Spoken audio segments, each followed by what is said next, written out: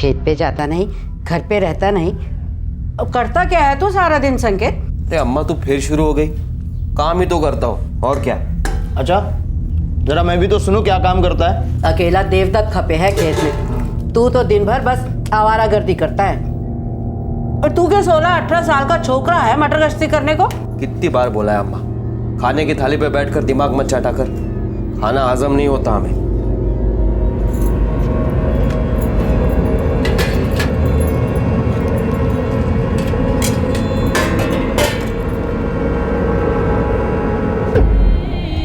क्यों री, कहाँ लेके जा रही है ये खाना? अम्मा, एक रोटी और जरा सा साग ही तो है। बड़ी दया आ रही है। वो 7 दिनों से भूखी है। तुझे भी रहना है उसके संग? बड़ी आई दयावान कहीं की। अरे तेरा भी खाना पानी बंद कर दूंगी ना, तब तेरी अकल ठिकाने आएगी। चला खाना।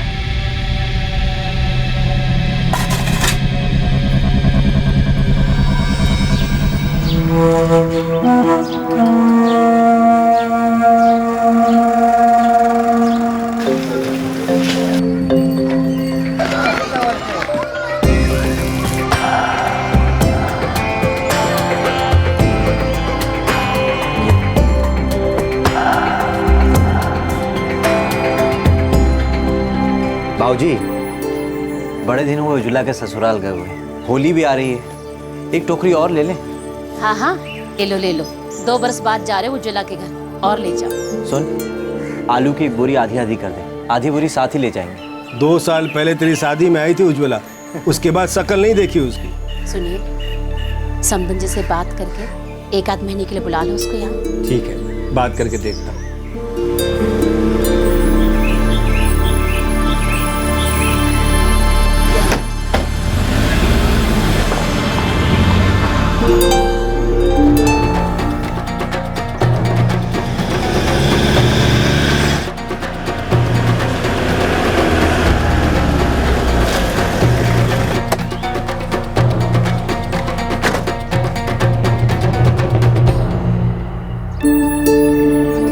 ये थोड़ा बहुत आपके लिए लाया है समधन जी। इस बार भगवान की कृपा रही, फसल अच्छी आई। बड़ा अच्छा किया जी, बड़ी मेहरबानी की।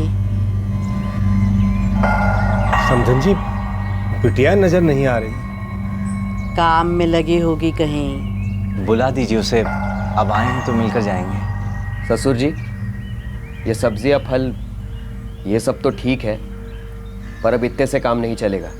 मैं समझा नहीं। 3 बरस हो गए मेरे और उज्ज्वला के ब्याह को। जब भी आप आते हैं तब ये सब्जी और फल लेके चले आते हैं। भिखारी समझ के रखा है क्या आपने हमें? अरे कैसी बातें कर रहे संकेत जी आप? कभी पूछा है आपने कि आपके दामाद को क्या चाहिए? बोलिए ना, क्या चाहिए आपको? हमारी खेती के लिए एक ट्रैक्टर, एक फटफटी और एक कलर टीवी। जमाना कितना बदल गया है, अपनी बेटी को इतना भी नहीं दोगे? ये प्याज और ये तरकारी तो हमारे खेत में भी उगता है। जो मांगा है वो दे दो और फिर तभी आना इस घर में। उससे पहले बेटी की सूरत देखना भी नसीब नहीं होगा। जय राम जी की।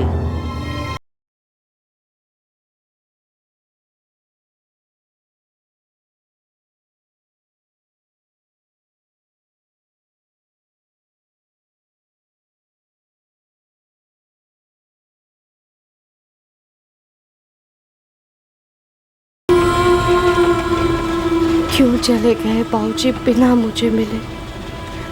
क्यों नहीं कहा मैं नहीं जाऊंगा बिना अपनी बेटी को देखे? क्यों उनकी मांगों का बोझ मेरे आंसुओं से ज्यादा भारी हो गया? हक से मुझे डांटा, हक से लाड किया। क्यों आज मान लिया कि आपका मुझ पर और मेरा आप पर कोई हक नहीं है?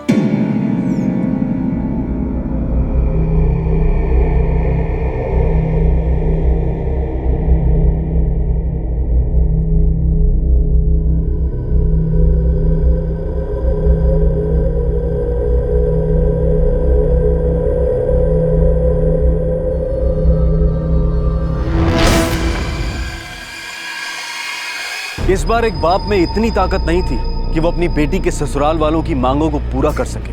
3 साल पहले झुका था वो ऐसी किसी मांग के सामने।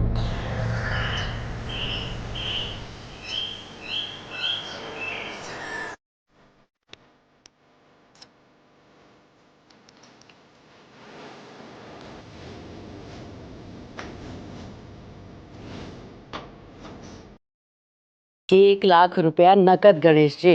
1 लाख? ये तो बहुत ज्यादा है हमारे लिए। क्या कमी है गणेश जी? आप अच्छी खेती बाड़ी है और एक ही बेटी है, 1,00,000 तो बनता ही है। सुषमा जी, 2 वक्त की रोटी और सर पे छत, इतना ही है भगवान की कृपा से। अब इतना रुपया हम कहाँ से लाएंगे? और हमारा सोचिए, पति फिसलकर पानी में गिर गया, बह गया, आज तक पता नहीं कैसे पाला है इन लड़कों को। सोचिए, इतनी बहस नहीं करते गणेश जी। और हमारे संकेत के लिए तो कोई भी परिवार 1,00,000 दे देगा बिना सोचे। आप तो आप कह तो ठीक रही हैं, बस हमें थोड़ा सा वक्त दे दीजिए, फिर देखते हैं क्या इंतजाम हो सकता है। ले लो बखत, लेकिन हमें कोई 1,50,000 रुपया देने वाला मिल गया तो हमारी गलती नहीं होगी।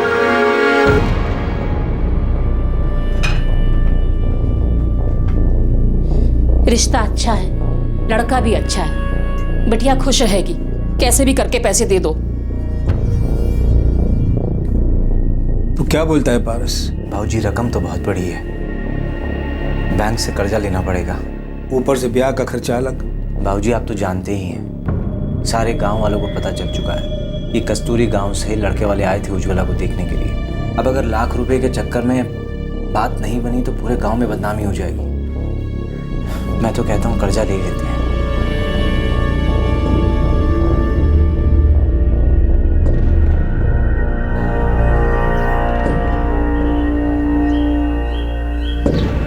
हमें पूरा विश्वास था आप पर, अपनी बिटिया के लिए इतना कर ही दोगे आप। ओम हिमग्नाय स्वाहा, ओम इंद्राय स्वाहा, ओम गौराय स्वाहा, ओम सूर्याय स्वाहा, ओम भवाय स्वाहा, ओम सुधाय स्वाहा, ओम बृहस्पत्यै स्वाहा, ओम शुक्राय स्वाहा, ओम इंद्राय स्वाहा, ओम अग्न्याय स्वाहा, ओम भवाय स्वाहा।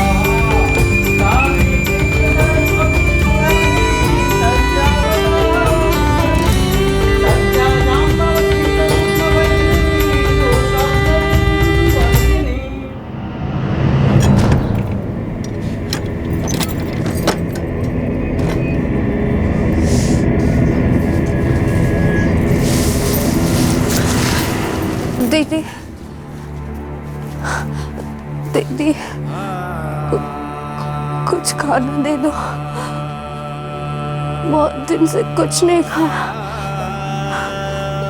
मैं हाथ जोड़ती हूँ, खाना दे दो दीदी, कुछ खाना दे दो।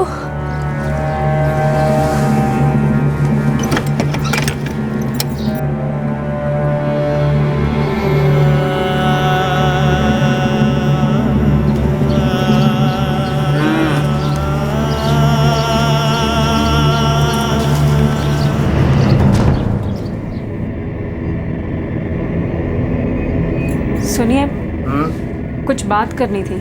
बोल। गोडाउन वाले कमरे से बहुत बास आ रही है। अब घास फूस और अनाज के कमरे से इत्तर की खुशबू आएगी क्या? नहीं, मैं उज्ज्वला की बात कर रही हूँ। वो 2 महीने से कमरे में बंद है ना, बाहर भी नहीं निकली। ठीक है, मैं अम्मा जी से बात करता हूँ।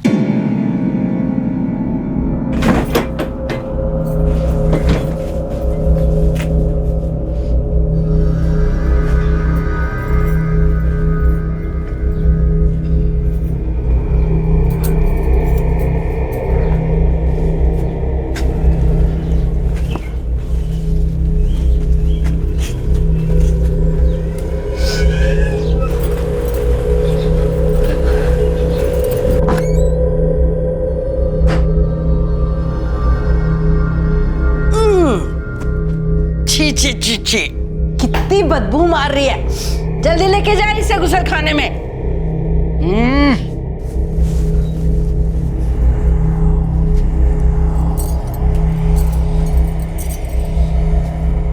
जल्दी खा लेना। और सुन, कुछ गिराना मत, वरना अम्मा को पता चल जाएगा।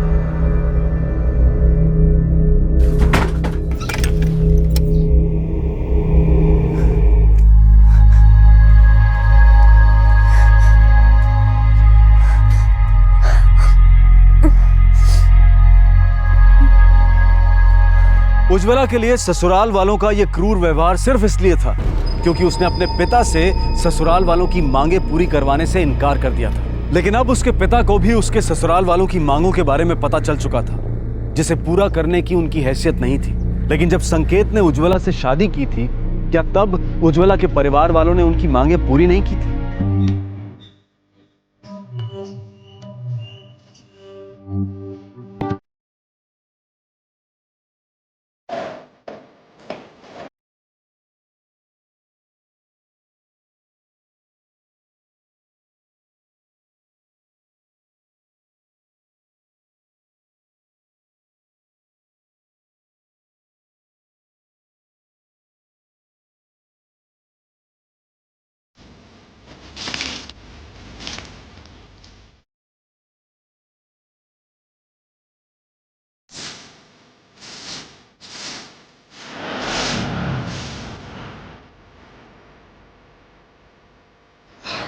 ठीक है।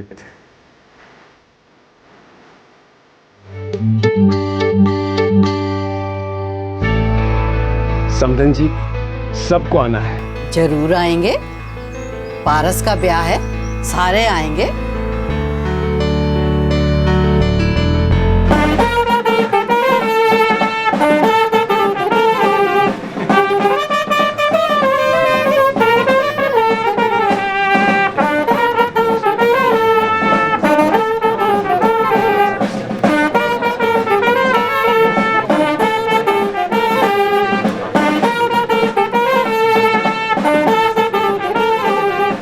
शादी तो बड़े धूमधाम से हो रही है। पैसा तो पानी की तरह बहाया है लड़की वालों ने। मालदार है क्या लड़की के मायके वाले? हमसे पूछ रहे तो तुझे पता होना चाहिए था ना।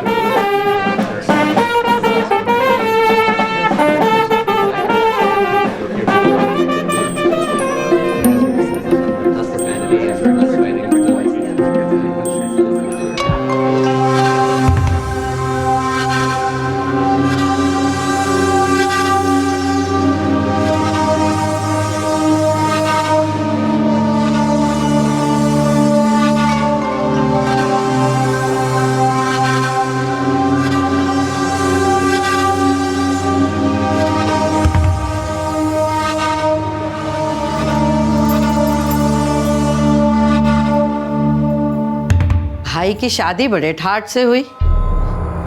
क्या अम्मा? कितना पैसा लिया तेरे बाप ने छोरी के मायके वालों से?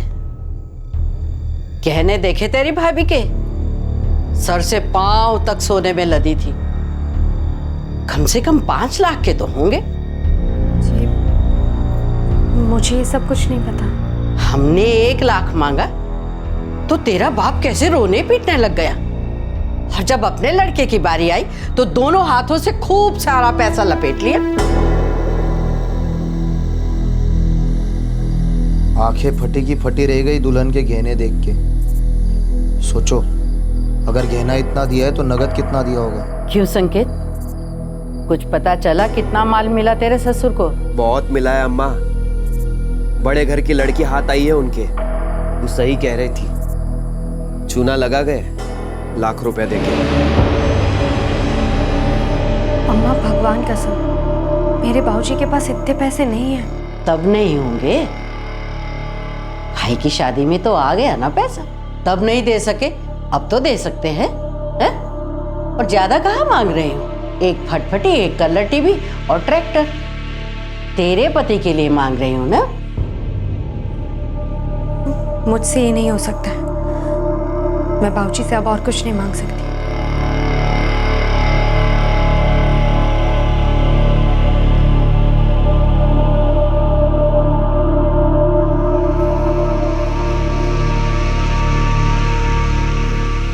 मेरे बाबूजी के पास कुछ नहीं है। वो इतने अमीर आदमी नहीं है। इतना सब कुछ कहाँ से देंगे वो? आप तो मेरी बात समझने की कोशिश करो।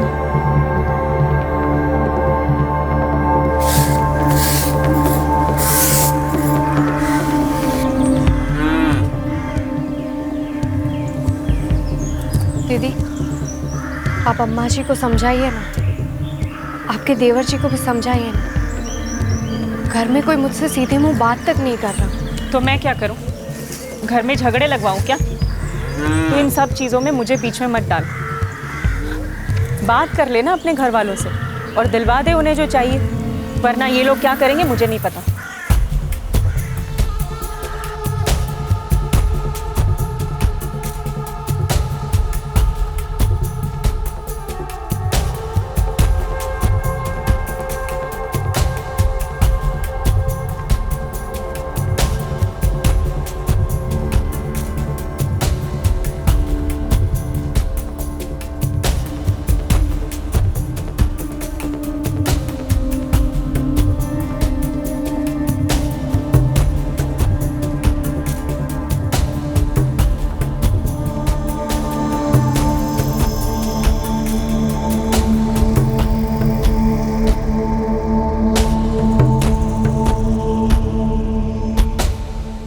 मान नहीं रही है अम्मा, क्या करे?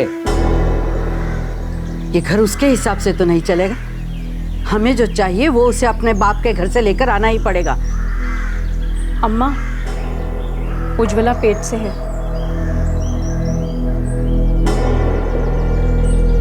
ये तो अड़ियल भैंस की तरह बैठी है, ऊपर से पेट से। उसकी अकड़ तोड़नी पड़ेगी। ऐसा नहीं हो सकता है, ये मेरा बच्चा है। नहीं चाहिए तेरा बच्चा, किसी को नहीं चाहिए। ये हमारा बच्चा है। जब तक तू अपने बाप से ट्रैक्टर, टीवी और फटपटी ना दिलाए ना, तब तक ना ये बच्चा हमारा और ना तू हमारी।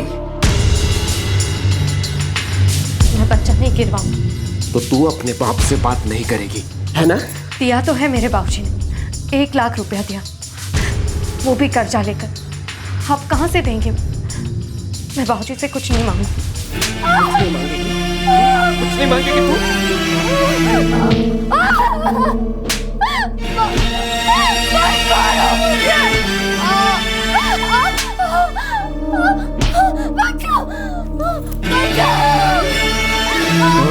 उज्ज्वला पेट से है, कहीं उसे कुछ हो गया तो?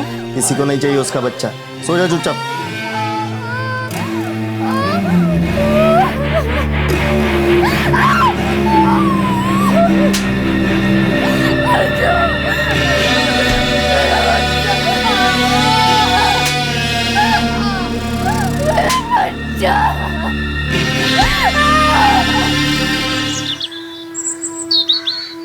अरे अम्मा, अड़ियल भैंस है वो, नहीं मानेगी।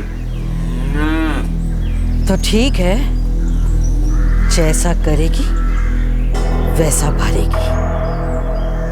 किसी भी इंसान के साथ इस तरह का बर्ताव होते देखकर दूसरा कोई भी इंसान सहम जाएगा। उन लोगों को, उन परिवार वालों को, उन पतियों को, पति के उन रिश्तेदारों को जो किसी दूसरे की बेटी को दहेज के लिए इतनी तकलीफ देते हैं, उन्हें क्या कहें हम? जो समझते हैं कि दहेज लेना उनका हक है, जो अपने बेटों का सौदा करते हैं, उन्हें बेचते हैं, ऐसे लोगों को क्या नाम दें हम? उज्ज्वला ने बहुत सहा, लेकिन आखिर उसने फैसला किया कि अब वो और नहीं सहेगी। ये मेरा बच्चा है, इसे मैं कुछ नहीं होने दूंगी। अगर आप सबको लगता है कि मेरे बाबूजी ने जो कुछ भी दिया वो कम है, तो इसमें मेरी कोई गलती नहीं है। इनको काम नहीं करना है, पता नहीं क्या करते रहते हैं दिन भर। इन्हें समझाने की वजह आप मुझे कह रहे हैं कि मैं अपने बाबूजी से पैसे मांगूं, और ज़बरदस्ती कर रहे हैं कि मैं अपना बच्चा भी गिरा दूं। आप मेरी बड़ी बहन जैसी, लेकिन आपको तो अपनी पड़ी। आपको अम्मा जी की नाराजगी पसंद नहीं है। आज मेरा बच्चा गिराने की साजिश में आप भी इन सब का साथ दे रही हैं कि आप बची रहे और जेठ जी आप पर दबाव ना डाले कि आप भी आपके मायके से कुछ ले आओ। आप और जेठ जी तो खुशी हो जाएंगे अगर मेरा बच्चा मर गया तो, क्योंकि आपका बच्चा जो नहीं, अगर मेरा बच्चा हो गया आप लोगों की इज्जत कम हो जाएगी ना घर में। मैं जा रही हूँ आपका घर छोड़ के। अपने बाबूजी के। जानती हूँ उनके लिए बहुत मुश्किल होगा, बहुत बदनामी होगी उनकी। अगर बेटी ससुराल से वापस लौटती है तो चारों तरफ बातें होती हैं, लेकिन कोई बात नहीं, वो समझ जाएंगे। बेटी हूं ना मैं उनकी, जा रही हूँ।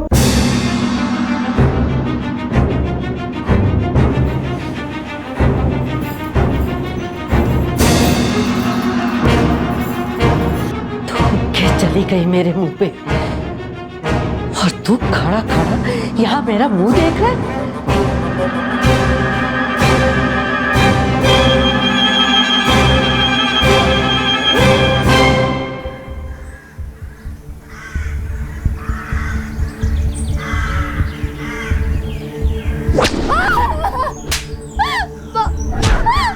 मारो मुझे।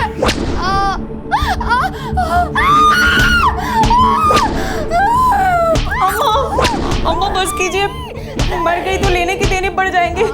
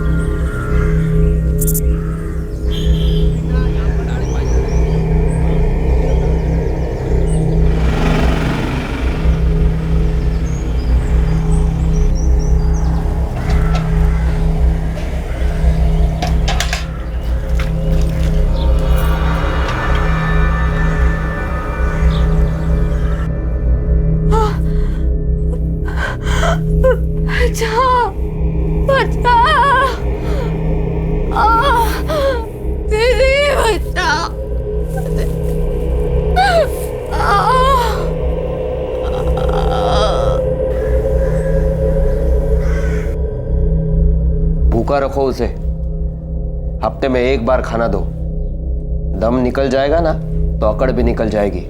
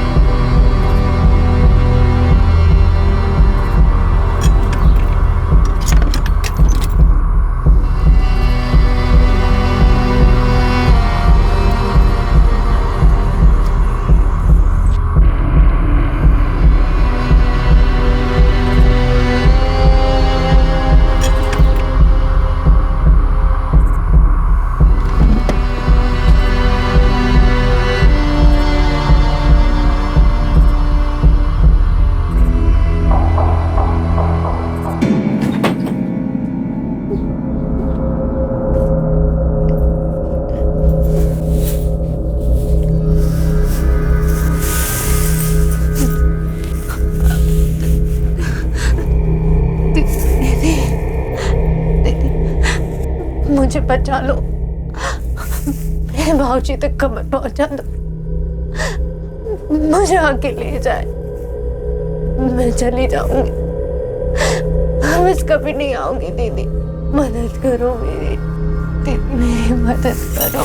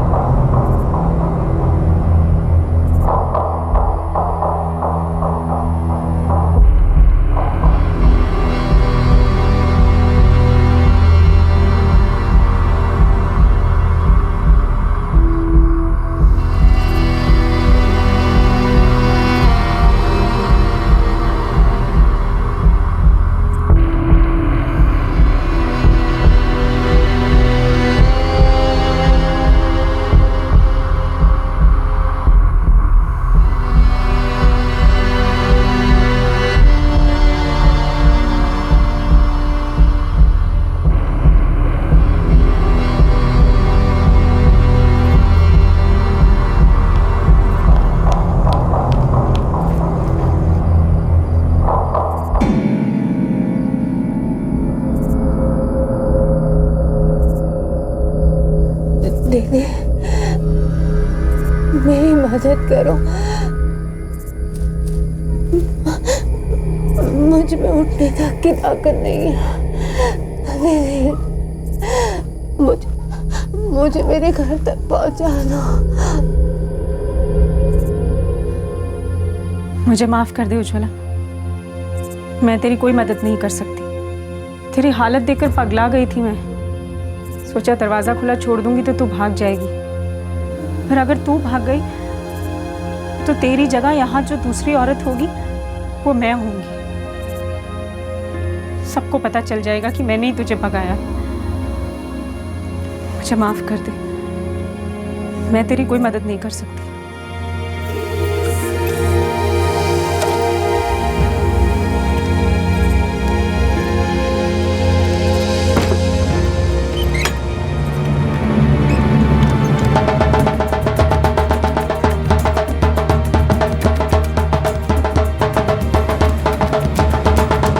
2011 में होली से कुछ दिन पहले उज्ज्वला के पिता और भाई को उसके ससुराल वालों ने वापस भेज दिया, ये कहकर कि वो उज्ज्वला से तभी मिल सकते हैं जब वो उनकी मांगे पूरी करेंगे। मजबूर पिता और भाई वहां से लौट आए।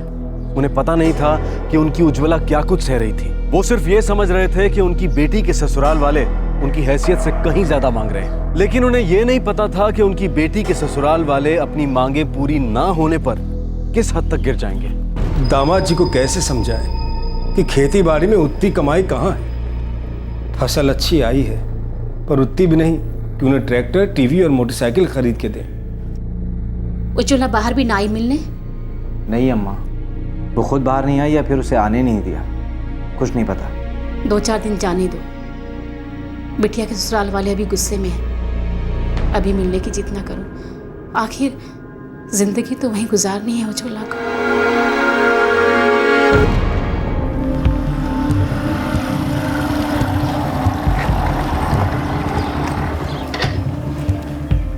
संकेत जी सच कह रहे हैं, हम लोगों की इतनी हैसियत नहीं है। बेवकूफ समझे हो क्या हमें? सबको मालूम है कितना माल लेके आई है तेरी लुगाई। संकेत जी, उसमें मेरा कुछ नहीं है, सब कुछ उसका है। वो तेरी तू जाने, हमें सिर्फ अपने सामान से मतलब है। देखिए, मुझे एक बार उज्ज्वला से मिलने दीजिए, बस एक बार बात करूंगा उससे। देख, पहले सब सामान ले आ और उसके बाद मिल लेना उससे।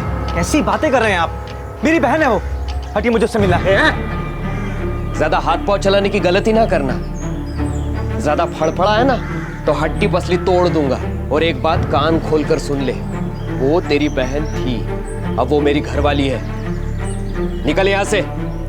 जब तक सामान लेके नहीं आता ना, तब तक अपनी शक्ल मत दिखाना। चल।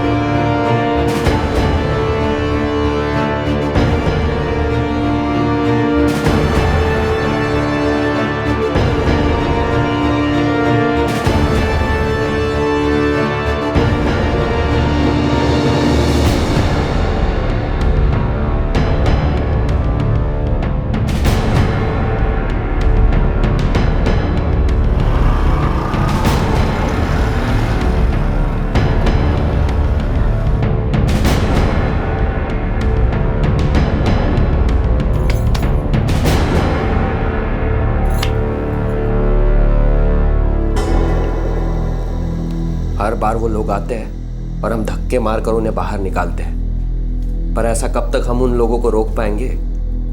अगर उज्ज्वला के बारे में गांव वालों ने मुंह खोला तो मुश्किल हो जाएगी। अम्मा, कुछ करना पड़ेगा उसका, नहीं तो बवाल खड़ा कर देगी किसी दिन।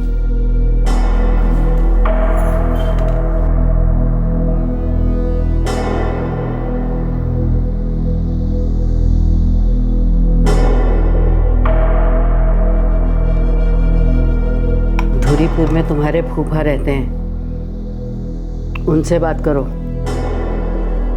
ऐसे में वही काम आएंगे।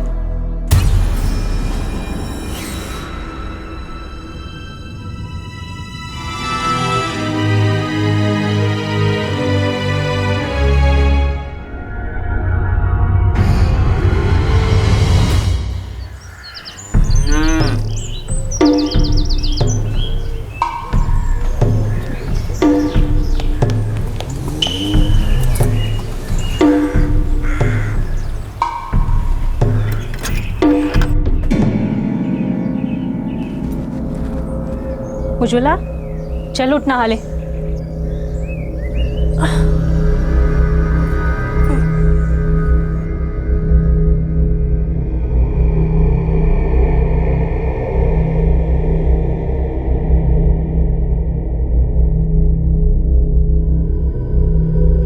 जल्दी लेके जा इसे।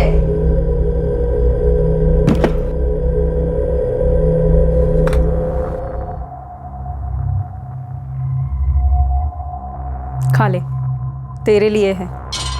और 3 दिन बाद देवर जी तुझे तेरे मायके छोड़ाएंगे।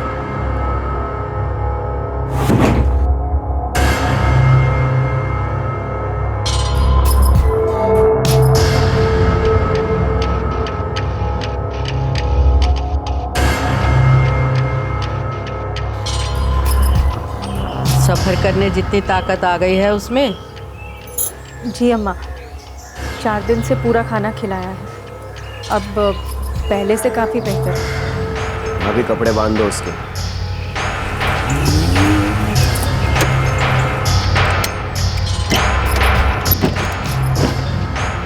चल।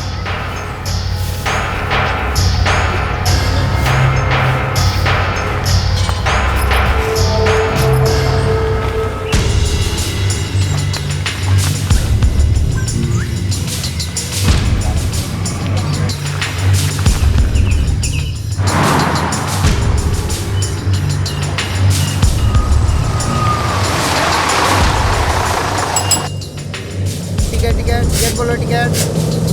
अबे टिकट बोलो टिकट। दूरीपुर के 2 टिकट देना। दूरीपुर का टिकट।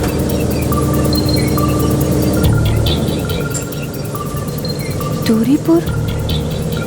लेकिन मेरा गांव तो मिलान बारा में है। अरे वहीं ले जाऊंगा, अभी चुपचाप बैठ तू। ज्यादा आवाज की ना तो तू जानती है क्या हाल होगा तेरा।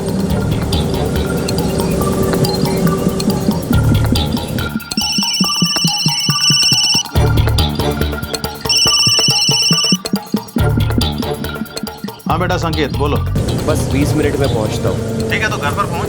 अजीत और तिलक घर पे ही हैं, मैं भी थोड़ी देर में पहुंचता हूँ। ठीक है फूफा जी।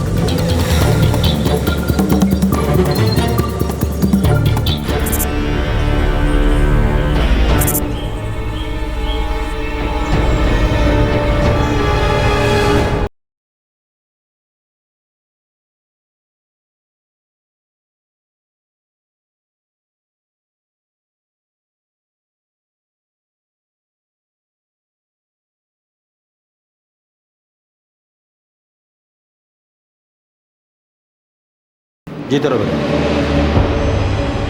आओ छुओ।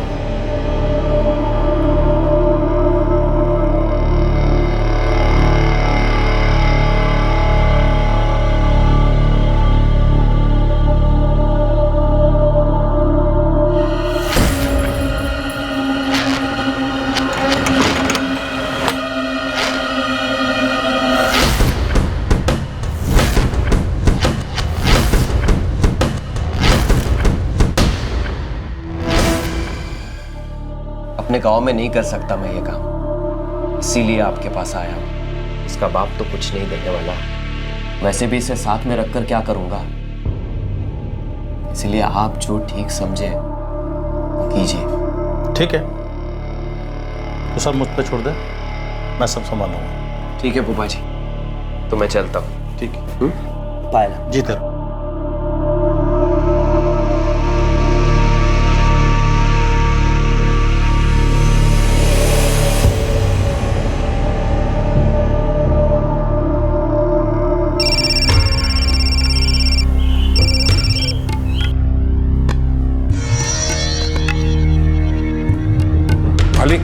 सुखलाल जी का फोन है।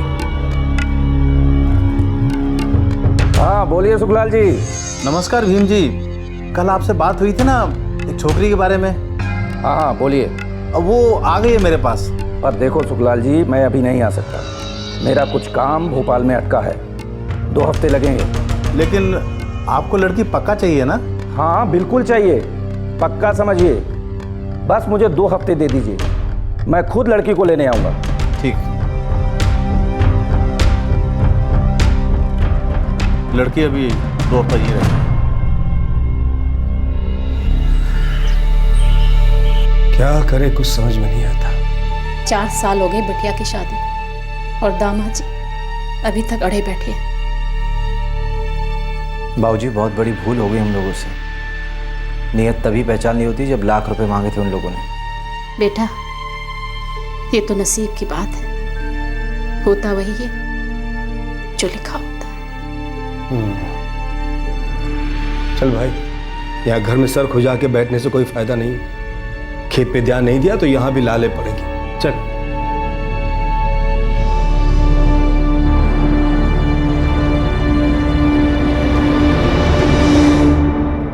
क्यों उज्ज्वला के परिवार ने ससुराल के दरवाजे पर जोर से दस्तक नहीं दी और ये जिद नहीं की कि वो अपनी बेटी से मिले बिना वहां से नहीं जाएंगे? बस ये कह देना कि नसीब की बात है और उसे स्वीकार कर लेना। ये कैसी सोच है? एक आवारा दामाद की अमानवीय मांगों के आगे इतनी जल्दी हार क्यों मान ली उन्होंने? क्यों उन्हें उसकी जिद में किसी विकृत मानसिकता की, किसी आपराधिक प्रवृत्ति की दस्तक नहीं सुनाई दी?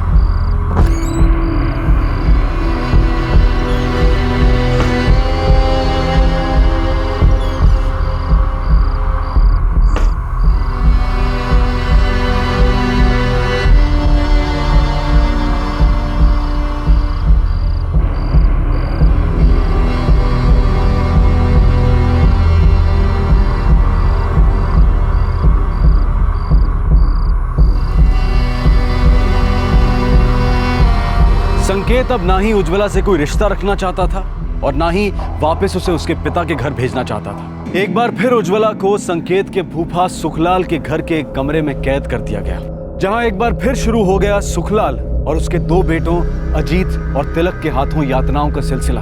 और फिर 14 दिन बाद अपने वादे के अनुसार एक साहूकार भीमचंद्र उसे लेने आ गया।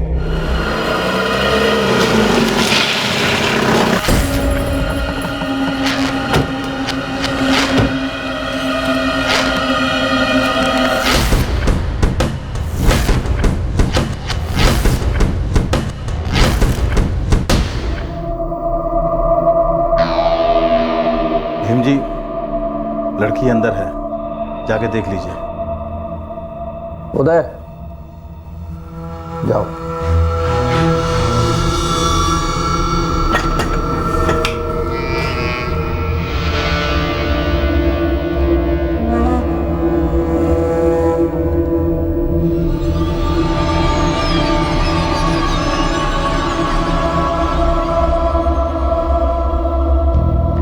पूरे 25,000 हैं नकद, और ये जमीन के कागजात। सुखलाल जी, क्या देख रहे हो? सब बराबर है। अरे भीम जी, आपने दिया तो सब ठीक ही होगा, फिर भी नजर दौड़ाने में क्या हर्ज है? दौड़ाइए नजर। सब ठीक है। लड़की को बोलो जाने के लिए तैयार हो जाए।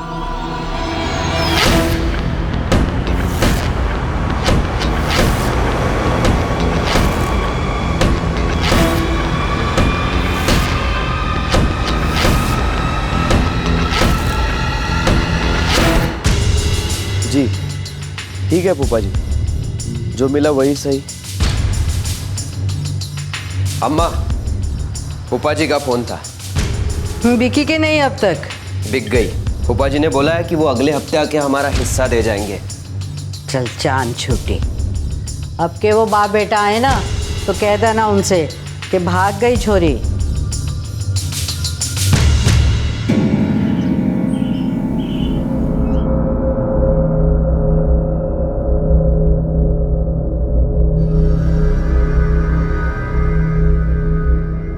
महीना हो गया कर्जा लिए। तो जा लेके आ जा। काय के लिए लिया था कर्जा? ट्रैक्टर के लिए। तो जा उसका ट्रैक्टर उठा ला। जी मालिक। क्या चाहिए तेरे को? कौन है? छोकरी है मालिक। तू जा अपना काम कर। जी मालिक।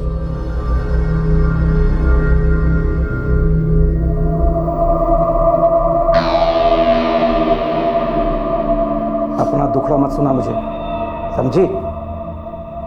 खरीदा है तुझे, अब तो यहीं रहेगी। मुझे मेरे बाबूजी के पास जाने दो। सुन छोकरी, अब तो यहाँ आ गई है, अब यहाँ से कहीं नहीं जा सकती, समझी? और रोना धोना बंद कर, चल अपने कमरे में।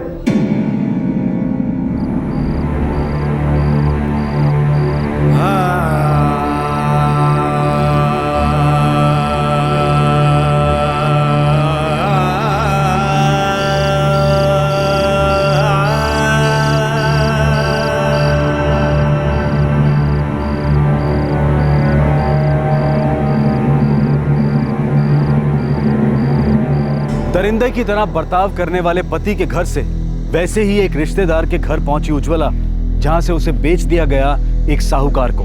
जब ऐसा लग रहा था कि उज्ज्वला की जिंदगी में रोशनी की कोई किरण कभी नजर नहीं आएगी, तभी एक दिन उसे इस कैद से आजाद होने का एक मौका मिला।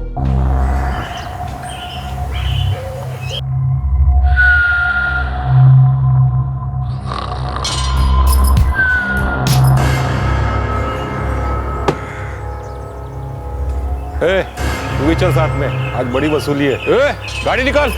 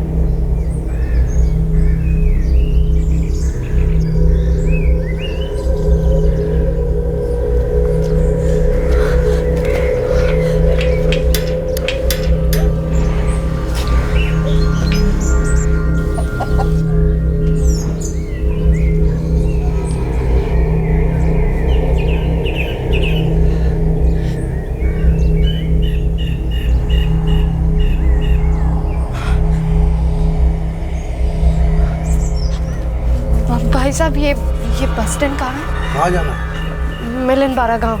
अरे तो बड़े बस स्टैंड पर जाना, यहाँ से सीधा जाकर सीधे हाथ पे मुड़ जाना। 10 मिनट का रास्ता है, वहाँ मिलेगी तुझे मिलन बारा की बस।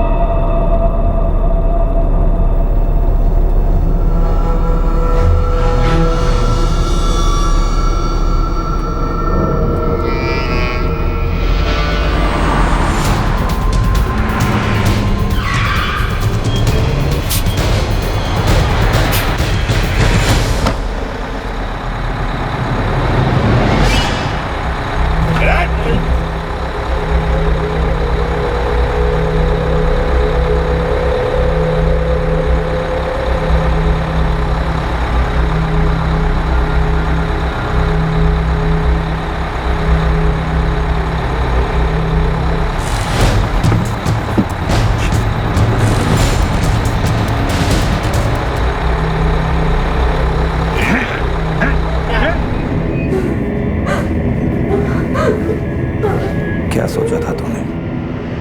फुर से उड़ जाएगी? भीम जी के गांव में भीम जी से पूछे बिना पत्ता भी नहीं हिले।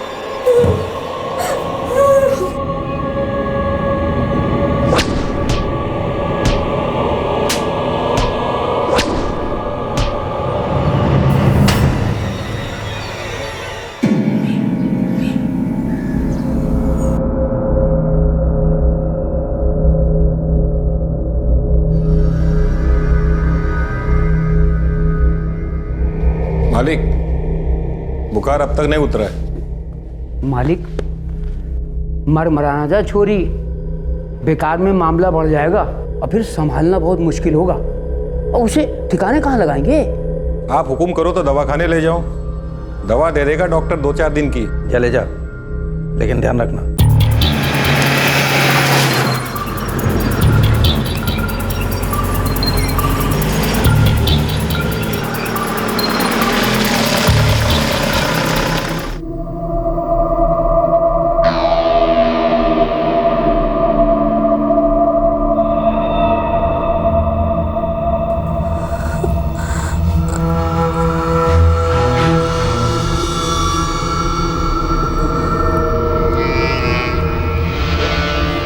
ये सब क्या है? किसने ऐसी हालत की तुम्हारी? बचा लो मुझे, मेरी मदद कर दो। देखो रो मत, बताओ ये कैसे हुआ?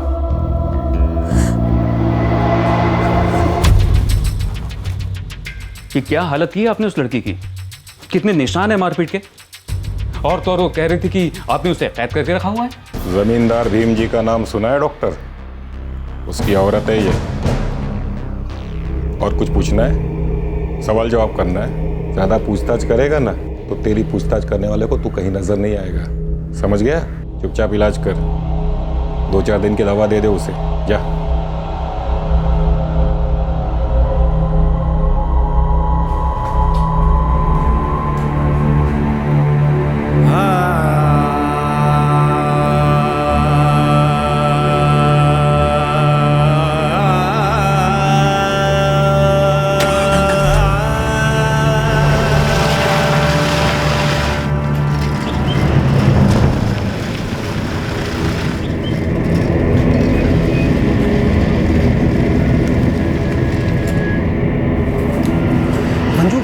वो लड़की, क्या हुआ था उस लड़की को?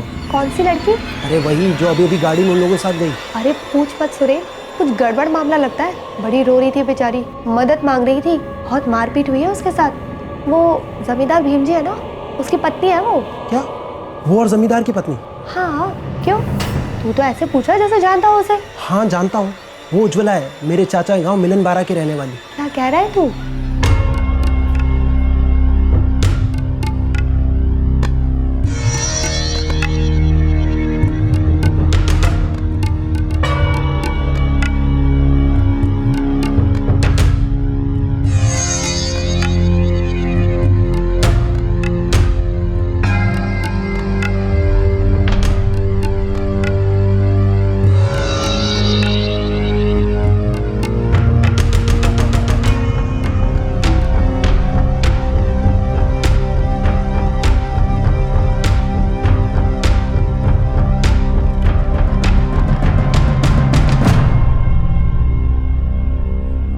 नमस्ते जी, मैं विद्याधर जी का भतीजा हूँ, सुरेन। बैठो ना जी, बोलो क्या बात है?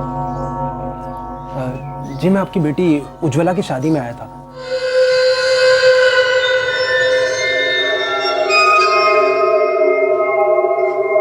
कस्तूरी गांव के संकेत से हुई थी ना उसकी शादी। हाँ लेकिन ये सब क्यों पूछ रहा है? हुआ क्या है? अभी उज्ज्वला का है। उज्ज्वला अपने ससुराल में होगी, और कहाँ होगी? मुझे नहीं लगता वो अपने ससुराल में। क्या? जी मैं बूना गोंडा के दवाखाने में नौकरी करता हूँ। 2 दिन पहले कुछ लोग आपकी बेटी को इलाज के लिए लाए थे।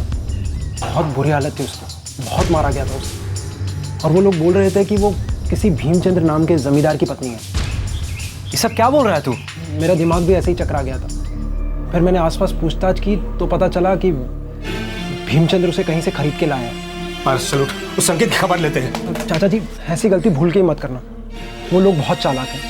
अगर उन्हें हल्की सी भनक लग गई ना तो उज्ज्वला को कुछ भी कर सकते हैं। अभी हम सब लोगों को उज्ज्वला को बचाने की सोचनी चाहिए, यह आसान काम नहीं। भीमचंद्र बहुत बड़ा आदमी है, गांव का साहूकार है। उसने मुस्टंडे रख छोड़े हैं चौकीदारी और वसूली के लिए। और गांव का हर आदमी जानता है कि वो अपने मजे के लिए औरतें खरीदता है, और जब उनसे मन भर जाता है तो उसे बेचकर एक नई औरत ले आता है। बाबूजी तभी उन लोगों ने हमें उज्ज्वला से मिलने नहीं दिया। जब जोर दिया तो मारपीट पे उतरा है।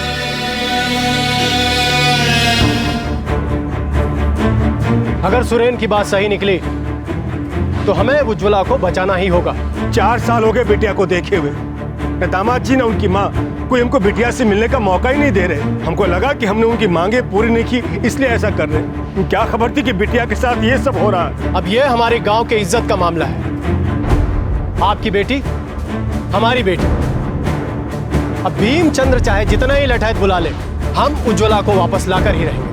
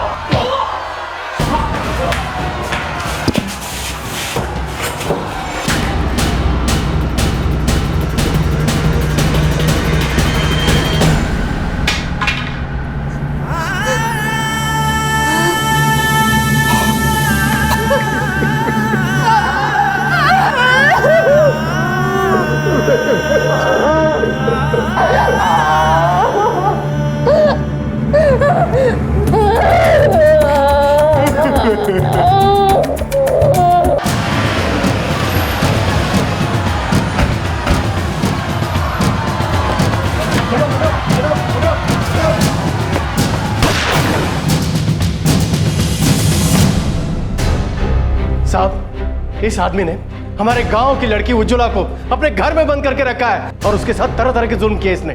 लड़की कहाँ है?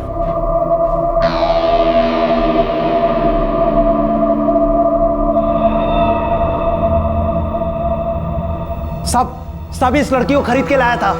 इंस्पेक्टर साहब, आप जरा यहाँ आइए ना। ये बात तो हम लोग आपस में मिलकर निपटा सकते हैं। साहब, अगर आपने इसकी बात सुनी या ऐसे निपटने की कोशिश की तो कसम से मैं इसको यहीं खत्म कर दूंगा। बंद करो ये खून खराबे की धमकियां। पहले मुझे लड़की की जबानी सुनना है कि सच क्या है।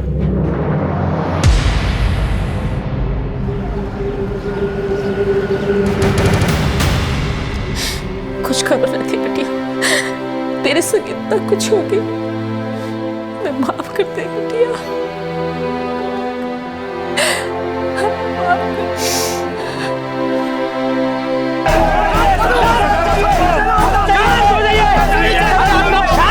साहब, अगर आपने जमींदार और उसके आदमियों को, संकेत और उसके परिवार को पकड़ा नहीं तो हम छोड़ेंगे नहीं किसी को। देखिए साहब, अंदर कानूनी कार्रवाई कर रहे हैं, इतना आपको बुलाने की जरूरत नहीं है। आग तो अंदर लगी है साहब, आप अपने हिसाब से बोलिए कि हमें कार्रवाई नहीं चाहिए।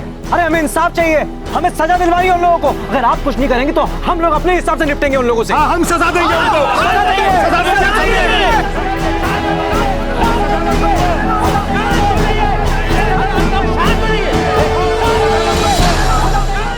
सर, हमने जमींदार को हिरासत में लेके बयान लिया है। उसने धुरीपुर गांव के एक आदमी सुखलाल को पैसे दिए थे लड़की खरीदने के लिए। और ये जो सुखलाल है सर, ये लड़की के पति का फूफा है। लड़की का बयान तो ले लिया है ना? हाँ सर, जानवरों से भी ज्यादा बुरा हाल किया है लड़की। क्या क्या नहीं किया उसके साथ। बहुत बुरी हालत है सर उसकी, और यहाँ के हालात भी बहुत नाजुक है। गाँव वाले बहुत भड़के हुए हैं, अगर बात बढ़ गई तो हाथ से निकल जाएगी। लड़की को मेडिकल के लिए भेज दो। सारे गुनाहगारों को फौरन गिरफ्तार करो। मामला आगे मत जाने दो।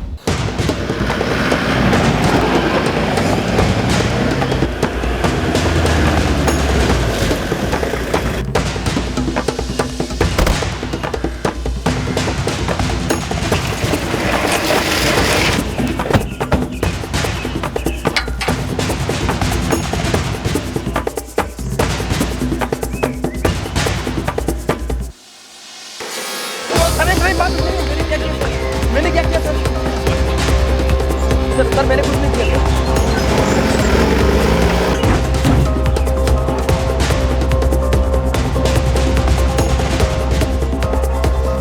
उसमें देखो। जी सर। चलो।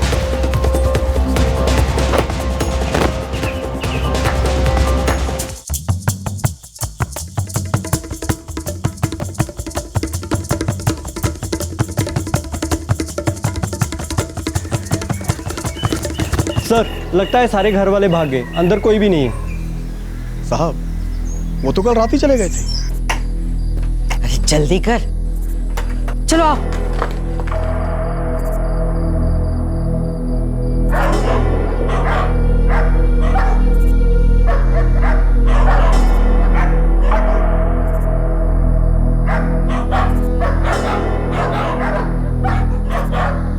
साहब उन्हें खबर मिल गई होगी कि उज्ज्वला को बचा लिया गया है। साहब हमारा ये पड़ोसी हेम प्रकाश ये भी भाग गया, इसी ने खबर दी होगी।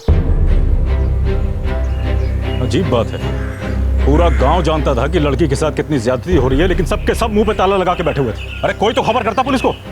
साहब सास बहू का मामला है और फिर ऊंच नीच तो हर घर में होती है, हम लोग कर भी क्या सकते हैं। और फिर ये तो इनके घर का मामला है ना। उनके घर का मामला है। कल अगर तुम्हारी बेटी के साथ यही होता तब भी ये कहते तुम। एक लड़की के साथ इतना शर्मनाक सुलूक हो रहा था, मारपीट हो रही थी, कम से कम बचा तो सकते थे कि नहीं? सुखलाल और उसके बेटों को इतना पीटो के साले बोल पड़े सबके सब किस बिल में छुप के बैठे हुए। जी सर।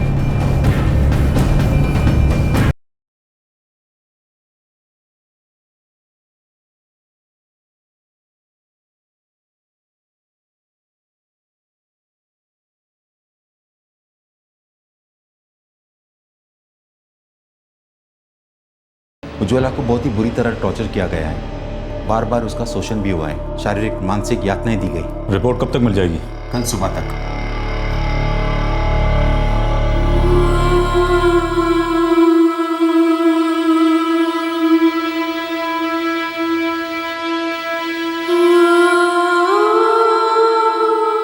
मैंने बहुत कोशिश की बाबूजी, हाथ भी छोड़े कि मुझे घर जाने दो, लेकिन किसी ने मेरी नहीं सुनी।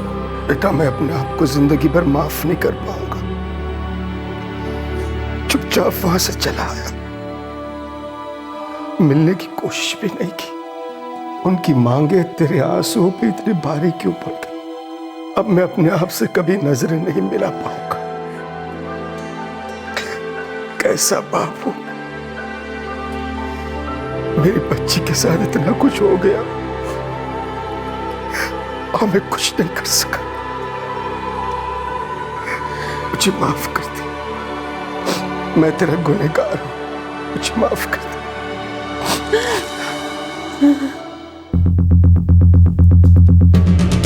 2 महीने फरार रहने के बाद संकेत, देवदत्त, मीना और सुषमा ढूंढ लिए गए और पुलिस की हिरासत में भी ले लिए गए और साथ ही पकड़ा गया उनका पड़ोसी हेम प्रकाश, जो इस घिनौने शोषण का हिस्सा बना हुआ था।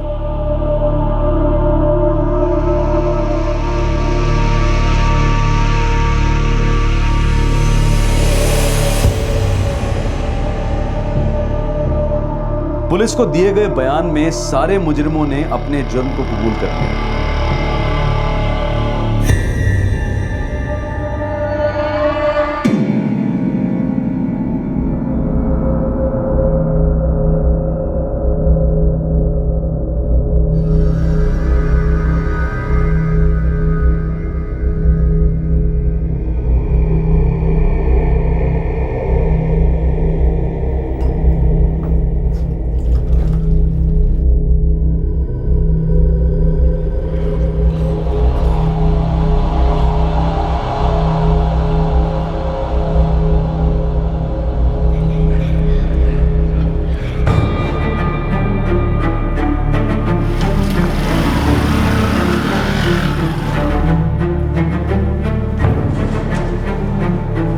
जांच चल रही है गणेश जी। चल रही है मतलब? देखो आपको तो पता है कि हमने चार्जशीट फाइल कर दी और अब ये केस अदालत के सामने है और वहां तो थोड़ा टाइम लगेगा ही। और कितना टाइम लगेगा साहब? अपराधी जमानत पे रिहा है, आजाद घूम रहे हैं। अदालत को और क्या सबूत चाहिए? सबको सब कुछ साफ साफ पता है। 4 साल तक उन्होंने मेरी बहन के साथ गंदा और घिनौना अत्याचार किया, उसके बावजूद भी वो लोग बाहर आजादी से घूम रहे हैं। कहाँ है आपका न्याय साहब?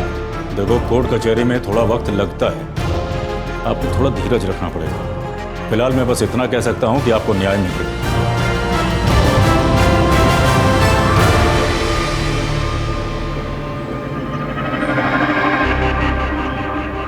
उज्ज्वला अब अपने माता पिता के घर पर है और धीरे धीरे उसके शारीरिक और मानसिक घाव भरने लगे हैं। उज्ज्वला ने सीआरपीसी 164 के तहत अपना बयान दिया और सभी मुजरिमों की शिनाख्त भी की। सुखलाल के बड़े बेटे अजीत को छोड़कर बाकी सभी गुनहगारों को हिरासत में लिए जाने के कुछ ही महीनों बाद जमानत मिल गई। उज्ज्वला के ससुराल वाले अब भी उसी गांव में रहते हैं। हालांकि गांव वालों ने उनके घिनौने जुर्म की वजह से उनसे नाता तोड़ दिया है। उज्ज्वला इस केस के हर पहलू के बारे में जानकारी हासिल करती रहती है और उसका परिवार, उसके गांव वाले बार बार पुलिस स्टेशन जाकर इस मुकदमे के बारे में पूछताछ करते रहते हैं। वो सब आज तक इंसाफ मिलने का इंतजार कर रहे हैं। 66 आजादी के 66 साल के बाद भी हमारे देश में दहेज के लिए ससुराल वालों ने एक बहू को 2 साल तक कैद में रखा और फिर उसे बेच दिया, सिर्फ दहेज के लिए। मोटरसाइकिल, कलर टीवी, ट्रैक्टर के लिए। उज्ज्वला की कहानी हमारा दिल दहला देगी। उसके ससुराल वालों के लिए हमारे दिल में गुस्सा भर आएगा। हमें लगेगा कि किस तरह की औरतें होंगी वो सास सुषमा और वो जेठानी मीना, जो एक औरत होकर दूसरी औरत पर इतना जुल्म करती हैं। लेकिन हमें सोचना यह है कि वो ऐसी बनी कैसे। क्या वो उसी सोच का हिस्सा नहीं है जो इस तरह की विकृत मानसिकता को परंपरा मानती है, जिसकी वजह से हर औरत यही समझती है कि जो कुछ उसके साथ हुआ घर में आने वाली हर औरत के साथ वही होता है और वही होना चाहिए। क्या ये हो सकता है कि इसी सोच की वजह से उज्ज्वला के साथ हुआ अमानवीय व्यवहार उन्हें बिल्कुल गलत भी नहीं लगा? सामाजिक बुराई कोई भी हो, क्या वो हमारे समाज के हर तबके का हिस्सा नहीं है? क्या ये सोच बहुत आम नहीं है कि जब भी एक औरत घर में बहू बनकर आए तो ये उसकी जिम्मेदारी है कि वो पूरे परिवार को एक साथ रखे और जब भी आए लक्ष्मी साथ लेकर आए। भले ही हम आज इस वक्त इस सोच को छोटा और पिछड़ा हुआ कहें, पर सच ये है कि हम इस सोच में विश्वास रखते हैं और हम अपनी बेटियों को यही सिखाते भी हैं। एक रूढ़िवादी सोच जिसे बदलने की बजाय हम परंपरा और नियति के नाम पर उसे और मजबूत करते जा रहे हैं। सास बहू ससुराल मायका, इन रिश्तों की एक ही परिभाषा से चिपके बैठे हैं। हम बदलना ही नहीं चाहते। हमारे लिए इस केस को आपके सामने लाना बहुत मुश्किल था, लेकिन सच से आंखें फेर लेने से उसके अस्तित्व को मिटाया तो नहीं जा सकता। आंखें भले ही बंद कर ले, लेकिन जुर्म और जुल्म तो बंद नहीं होता। समाज की इस घिनौनी कुरीति से हम कब तक अपना मुंह मोड़ते रहेंगे? तब तक अपना ख्याल रखें, सुरक्षित रहें और याद रखें, अगर शादी ब्याह के मामले में लेन देन का मामला भी है तो वो भी एक दस्तक है, उसे नजरअंदाज ना करें। जय हिंद। क्राइम पेट्रोल्स के और भी दिलचस्प कहानी देखने के लिए हमारे चैनल को सब्सक्राइब करें और बेल आइकॉन दबाना न भूलें।